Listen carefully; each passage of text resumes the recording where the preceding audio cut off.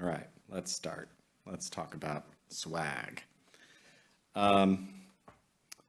So hi, I'm here to talk about securing web applications, and my name is Dan Appelquist. I'm an open source strategist at Samsung.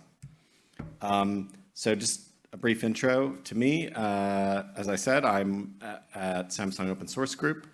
I've had many hats and many roles. I've worked at Sneak. I was at UK Government Digital Service, where I helped to develop a standard strategy. I also worked at Vodafone and Telefonica, and I was a .com CTO for my sins. So I've done a lot of things. But through that, I've been working a lot in the W3C and on web standards and on trying to promote the web as a platform. So I'm also co-chair of something called the W3C Technical Architecture Group, or TAG.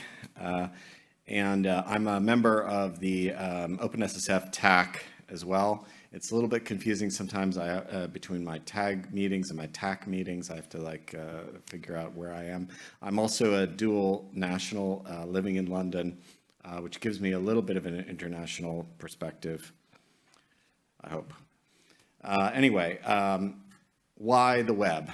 Why am I talking to you about the web? Well, the web is big, and the web usually doesn't get enough promotion at these types of events because the web doesn't really have a marketing team behind it, or a single marketing team behind it, right?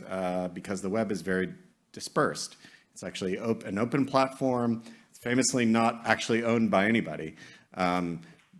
There are web browsers for sure, and there are other actors on the web, but it is, by some counts, the biggest platform ever.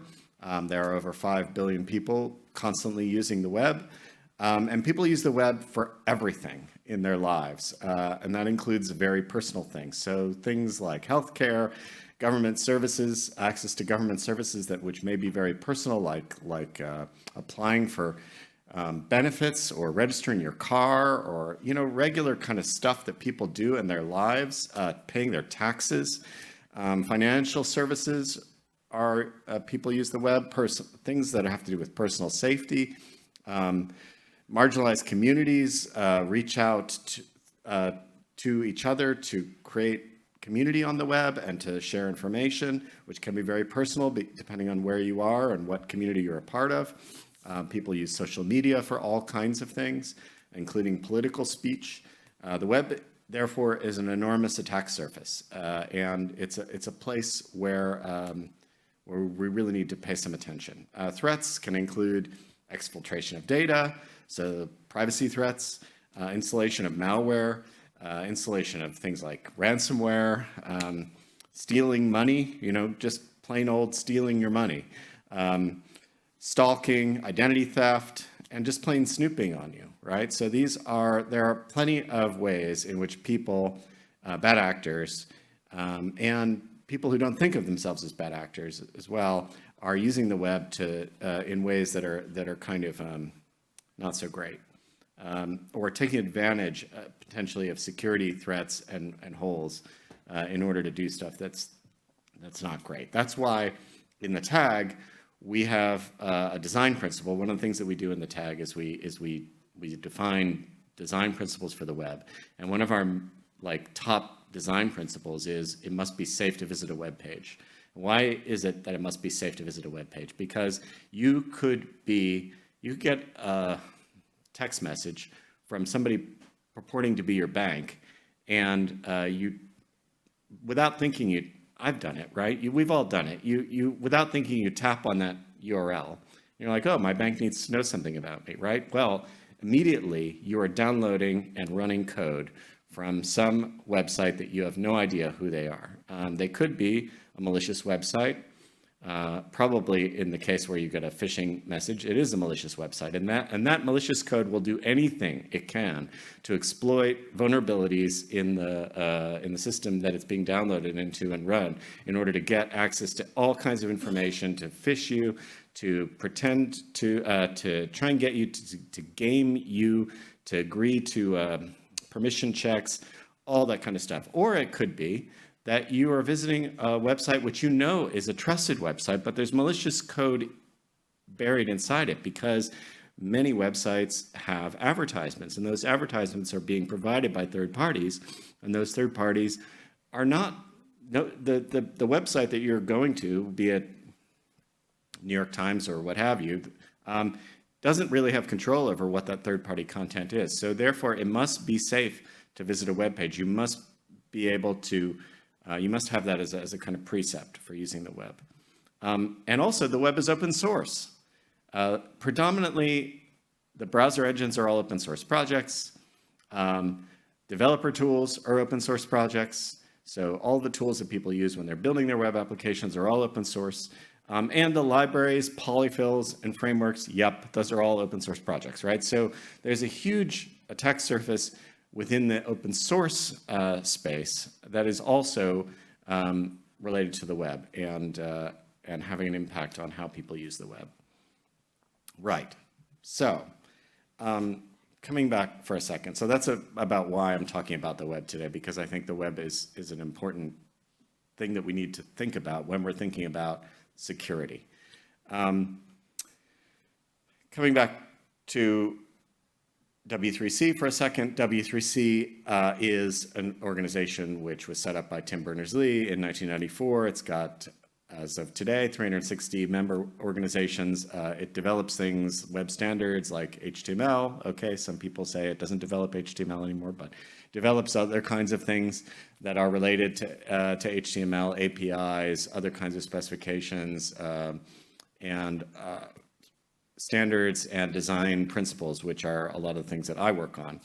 Within the technical architecture group, the TAG plays a kind of leadership role within W3C around technical standards. So that's kind of where I'm coming at from. W3C also has something called community groups. Now, I want to explain kind of this because it plays into what I'm asking, what the ask is out of this presentation.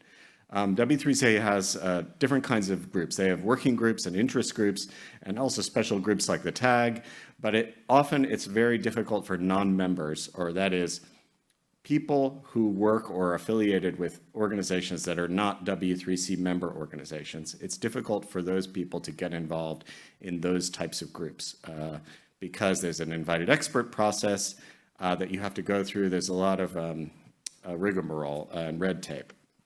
And that's because these working groups and interest groups have a defined charter. They have strict IPR rules. W3C has processes like that, right? So that's why something called community groups was formed. And community groups are a way for W3C to spin up work on a topic with a lightweight IPR rules where anyone on the planet can get involved. And that's a process that we've taken advantage of in order to help do some work on security, which I'm going to talk about in a second. So all work in a community group is public, and community groups can feed work into a W3C working group, but they don't have to. They can just exist as a kind of forum that has a W3C place. It has a mailing list. It has access to some W3C resources, but basically it's an open forum. Anybody can join. And that's important because we needed a mechanism to bring people together. So last year, I co-chaired a workshop called the Secure the Web Forward workshop. This is a kind of thing that W3C does when they want to start new work in a certain area, in a technical area. For instance, they will hold a workshop where they bring together actors from across the ecosystem. So I participated and chaired various workshops, including web payment. I hosted a workshop on security and HTTPS when we wanted to move everybody to HTTPS 10 years ago. And last year, we started a workshop on trying to bring together the people in the industry that are working on web developer security, or on security topics that are related to web developers. So in particular, we were looking at these communities: W3C community, OpenSSF, which is already developing things like the best practices work, the concise guides, the 101 course, all that kind of good stuff, which you've probably heard about elsewhere. OpenJS Foundation, which is the custodian for many JavaScript libraries, including jQuery, but also which is still very widely used, and other very widely used JavaScript libraries, and OWASP, which is also working on guidelines for web developers about how to build secure web applications. So why do we want to have this, why do we want to get this group of people together? Because when I joined OpenSSF a couple of years ago, it quickly became clear to me that there is a miscommunication going on in the industry between the web developer community and the people in the tech community, especially the open source community. They're talking about open source security. And that miscommunication, it's just that people are using different language, really. If you ask web developers, are you familiar with supply chain security? Are you familiar with SBOM? Are you familiar with using scorecard to determine the security characteristics and security best practices that are employed by a particular project on GitHub? They're going to look at you like you're from Mars, right? Because that is not the stuff that web developers generally are focusing on. Web developers, when they think about security, they're thinking about maybe how do I employ content security policy? How do I use cores? But even those things, developers are extremely confused about. So one of the key findings that came out of this workshop, and by the way, all of the talks and videos of this workshop are live online, and the report is live online, is that developers are confused about security. They don't understand the threats. They don't understand the terminology, and they don't understand how things like open source supply chain security can apply to them, even though it clearly does apply to them because of all of the open source that is used in any given web application.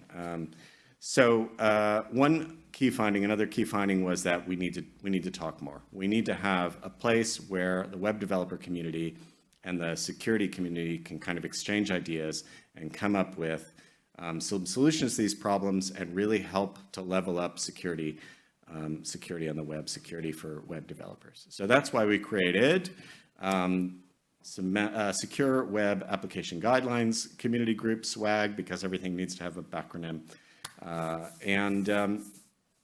What is this group doing? So we're focusing on improving web security by building best practice in coordination with the broader web development community and the open source development community. Primary audience is web developers, product owners, open source maintainers. I'm chairing the group. We have organizations like Mozilla, Google, OpenJS, Huawei, BBC, many individuals, some of whom are representing some of those groups that I mentioned, like OpenJS Foundation, OWASP, etc. We started in June. We're working primarily on trying to solve problems like how do we get more developers to adopt content security policy? How do we get more how do we provide developers with better information about the use of cores, the use of specific secure features? How do we enumerate those security features? How do we get the information about security characteristics of web features to the place where developers are consuming that information? So in particular, that means getting it into MDN, because MDN is one of the places where developers go to find out, to find documentation about the web. It's probably the primary place. So we have people in the SWAG group that are representing an organization called Open Web Docs. They are contributing into MDN, and they have a whole project that is about how do we level up the level of security documentation in MDN. And that doesn't just mean creating new pages about security. It means embedding security information into the place where developers are looking anyway, so that when they see the page on the XYZ feature, they see the security aspects of that feature.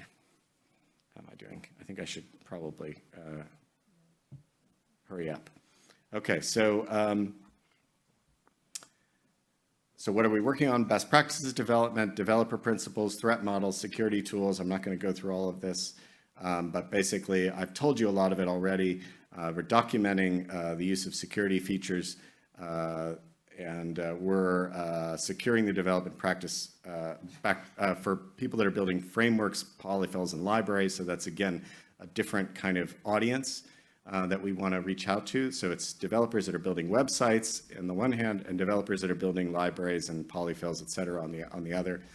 And we're also looking at rules for software package security scoring. So I want to talk about that for a second, because most web developers use package managers like NPM, but they're not used to understanding what the security characteristics are of a package before actually selecting it and installing it into their web application. So we want to help them understand how best to use security characteristics in their decision-making process about which open source project or which open source package to make use of in their web application. So that's another kind of work package that we're working on. We're doing this in liaison with, as I said, all of these folks that I mentioned before. And we have some joint deliverables with OpenSSF Best Practices Working Group, which will probably look something like the concise guides, but will be focused around web developers. Out of scope most importantly out of scope is we're not reviewing other people's specifications for security characteristics. That's somebody else's responsibility. We're not developing technical standards and specifications. We're developing best practice guidelines. So that's important from an IPR perspective. We're not doing any of that stuff. Right. So the ask is to get involved. Anybody can get involved. I'm going to leave you with some URLs here. Join the SWAG working group, or SWAG community group, I should have said. Our repo, all of our minutes are live and in public on our SWAG GitHub repo, and keep tabs on what we're doing, and come ask me if you want to find out more. That's me, and this is me on the social web. Okay.